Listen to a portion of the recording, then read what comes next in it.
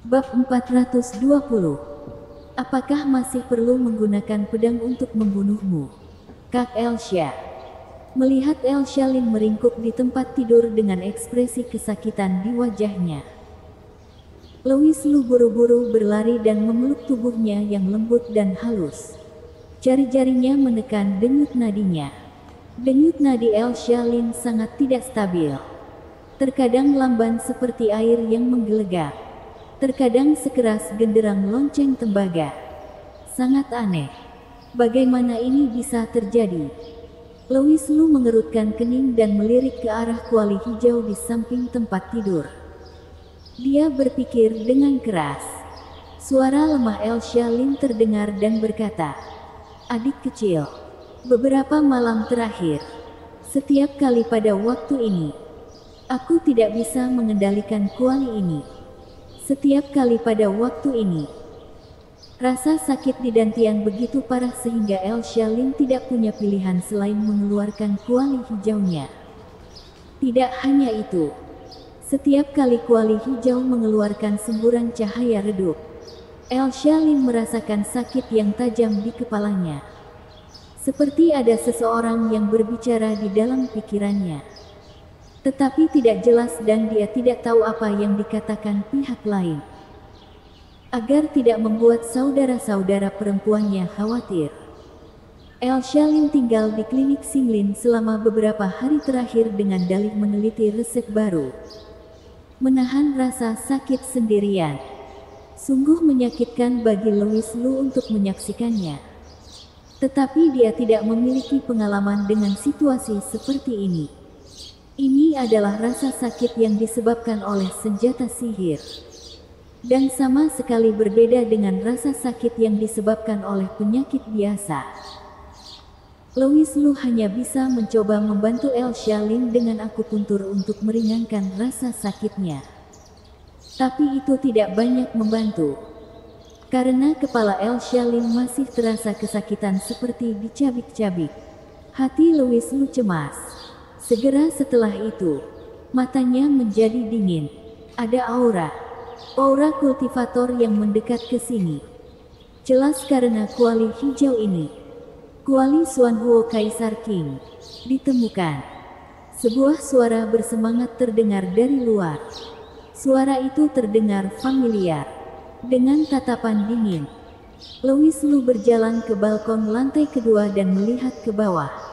Dengan bantuan lampu jalan, dia dengan jelas melihat beberapa pria dan wanita muda. Salah satunya adalah sepasang pria dan wanita yang pernah dilihat Louis Lu di puncak Tiansha. Itu adalah Fat Ling dan wanita berbaju hijau. Ketika keduanya melihat wajah Louis Lu dengan jelas, mereka membeku sejenak.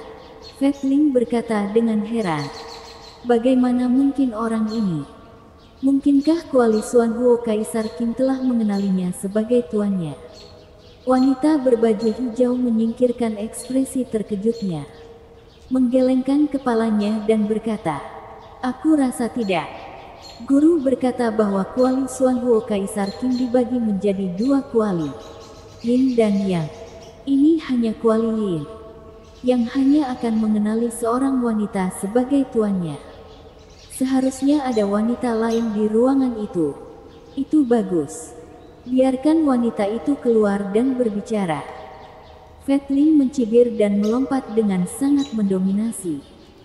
Siap untuk masuk ke balkon dan menangkap wanita di dalam ruangan. Saat dia bergerak, dia mendengar Louis Lu dengan dingin berteriak, "Keluar!" Fat Ling berada di udara, menatap Louis Lu di balkon. Sudut mulutnya sedikit terangkat, lumayan. "Nah, kamu punya nyali. Kamu berani menyuruhku pergi. Tapi aku tidak mau pergi. Apa yang bisa kamu lakukan padaku?"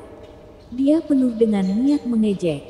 Sebelumnya di puncak Tiansha, dia siap untuk memberi pelajaran pada Louis Lu. Jika wanita berbaju hijau itu tidak menghentikannya, Louis Lu pasti akan berubah menjadi jiwa yang mati di bawahnya. Dia tidak pernah berpikir hari ini dia begitu beruntung. Dia secara tak terduga bertemu dengannya lagi. Kali ini, dia tidak hanya bisa membawa kembali kuali Xuan Huo Kaisar Qing, tapi dia juga bisa mengambil pedang di tangan Louis Lu, menghemat waktu dan tenaga, memuaskan kedua keinginannya. Wanita berbaju hijau mengerutkan kening dan berteriak, "Fatling, turunlah dulu. Tetuamu pasti sudah merasakan aura kuali Xuan Huo juga. Dia pasti akan segera datang. Jadi tenanglah dulu." Wanita berbaju hijau itu memiliki kekhawatiran. Louis Lu ini, tidak hanya dia memiliki pedang sendiri, tetapi dia juga berkaitan dengan pemegang kuali Xuan Huo Kaisar Qing. Wanita berbaju hijau itu tidak percaya bahwa dia tidak memiliki kekuatan besar di belakangnya. Fatling tidak terlalu memikirkannya. Dan ketika dia mendengar wanita berbaju hijau mencoba menghentikannya lagi, dia tampak tidak senang. Itu hanya pelajaran baginya. Tidak akan berdampak banyak. Fatling mengabaikan nasihat wanita berbaju hijau itu dan melangkah ke udara. Perlahan-lahan mendekat ke arah balkon lantai kedua. "Nak, di mana pedangmu? Keluarkanlah. Jangan bilang aku menggertakmu." Louis Lu sedang dalam suasana hati yang buruk saat ini. Kakak keduanya sedang kesakitan di dalam. Dia benar-benar tidak ingin membuang waktu dengan orang-orang ini. "Kamu punya waktu 3 detik untuk menghilang dari depanku. Jika tidak, kamu akan dibunuh tanpa pengampunan." Sedikit keganasan muncul di mata Louis Lu. Suasana hatinya jengkel. Ingin membunuh seseorang. Perasaan ini aneh. Seperti sifat kebrutalan inheren di tulangnya. Fatling tertawa. Berlagak lagi. Orang ini. Apakah dia sudah kecanduan berlagak?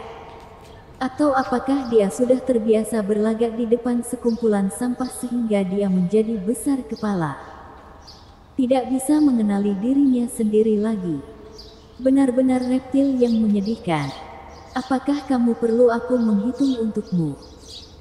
Fatling memiliki ekspresi mengejek di wajahnya dan berinisiatif untuk menjentikkan jari-jarinya.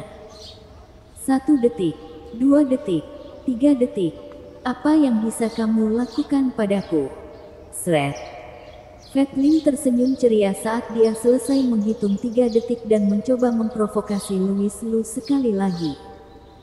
Tetapi sebelum dia bisa menyelesaikan kata-katanya, dia tiba-tiba melihat kilatan cahaya melintas di depan matanya.